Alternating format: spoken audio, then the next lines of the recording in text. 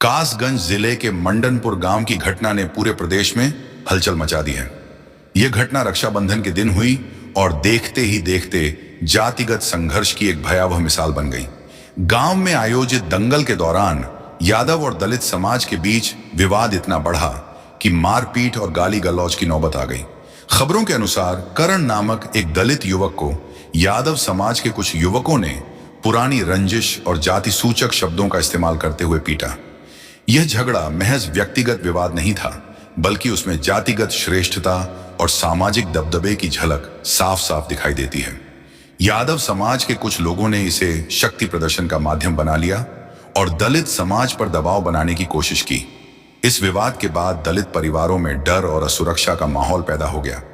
रक्षाबंधन जैसे पवित्र त्योहार पर जब बाकी लोग भाई बहन के रिश्ते की डोर मजबूत कर रहे थे, उसी समय इस गांव के दलित परिवार अपमान और अत्याचार का शिकार हो रहे थे। कहा गया कि दलित समाज के लोगों को लगातार जाति सूचक टिप्पणियों और मारपीट का सामना करना पड़ा।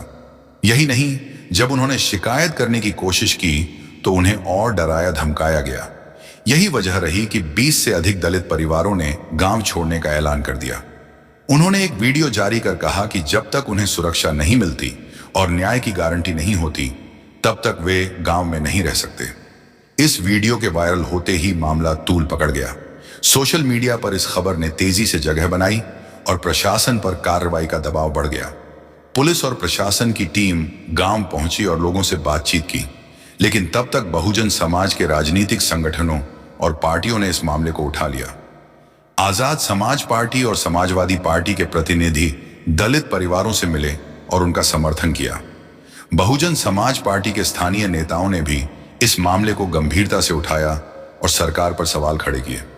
घटना की जड़ में देखा जाए तो यह सिर्फ दंगल का विवाद नहीं था, बल्कि जातिवादी सोच और सामाजिक असमानता की गहरी बीमारी थी। सदियों से दलित समाज पर अत्याचार होते आए हैं और आज भी जब वे अपने अधिकारों की बात करते हैं तो उच्च और दबंग जातियों के कुछ लोग इसे बर्दाश्त नहीं कर पाते। मंडनपुर गांव की घटना उसी सोच का परिणाम है। यादव समाज के कुछ दबंगों ने दलित परिवारों पर यह साबित करने की कोशिश की कि गांव में उनकी ही ताकत और हुकूमत चलेगी। लेकिन दलित समाज आज पहले जैसा चुप नहीं बैठता। अब वे सोशल मीडिया का सहारा लेते हैं, संगठित होकर आवाज उठाते हैं और अपने हक की लड़ाई लड़ते हैं। मंडनपुर की घटना ने यह साफ कर दिया है कि आज भी ग्रामीण समाज में बराबरी और सम्मान का अधिकार दलितों को पूरी तरह से नहीं मिला है। दंगल जैसे सार्वजनिक आयोजन को भी जातिवाद की आग में झोंक दिया गया।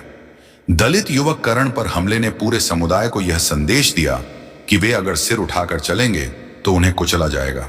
लेकिन यही घटना इस बात की भी गवाही देती है कि दलित समाज अब अन्याय सहने को तैयार नहीं है। उन्होंने गांव छोड़ने जैसा बड़ा कदम उठाकर यह दिखा दिया कि वे अपनी जान और सम्मान की कीमत पर चुप नहीं रह सकते। पुलिस प्रशासन की भूमिका पर भी सवाल उठते हैं। यदि पहले ही शिकायत पर गंभीरता दिखाई जाती और दोषियों पर कार्रवाई होती तो बात इतनी नहीं बढ़ती।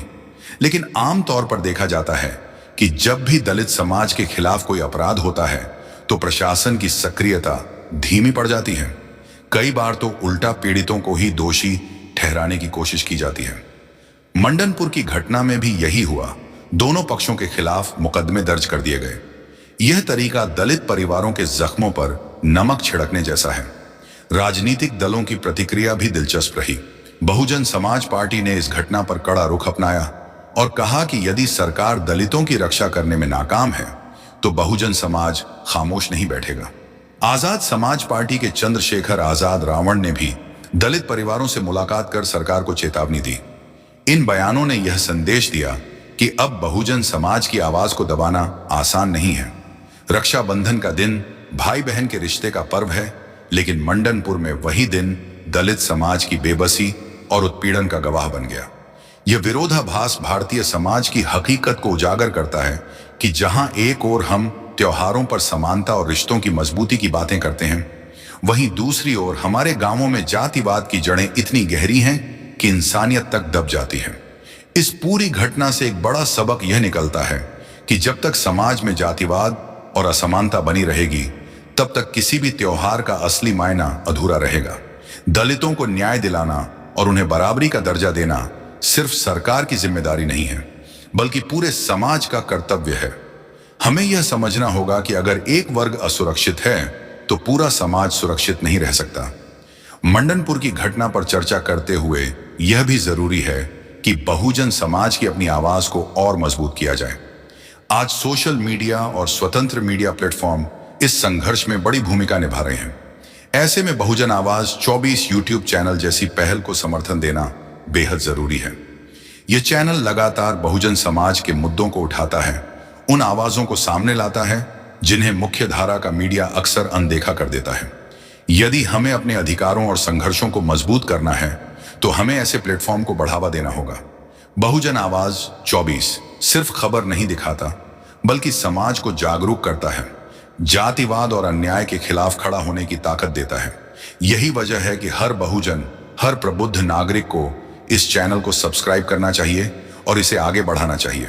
जब हमारी अपनी आवाज मजबूत होगी तभी हमारे संघर्षों को सही पहचान मिलेगी। मंडनपुर की घटना हमें यह सोचने पर मजबूर करती है कि आजादी के इतने साल बाद भी दलित समाज को क्यों पलायन करना पड़ रहा है। क्या यह हमारे लोकतंत्र और संविधान की विफलता नहीं है? यह सवाल सिर्फ सरकार से नहीं बल्कि पूरे समाज से है। जब तक हर कोई बराबरी से नहीं जी पाएगा तब तक भारत असली मायनों में लोकतांत्रिक और समतामूलक राष्ट्र नहीं बन पाएगा।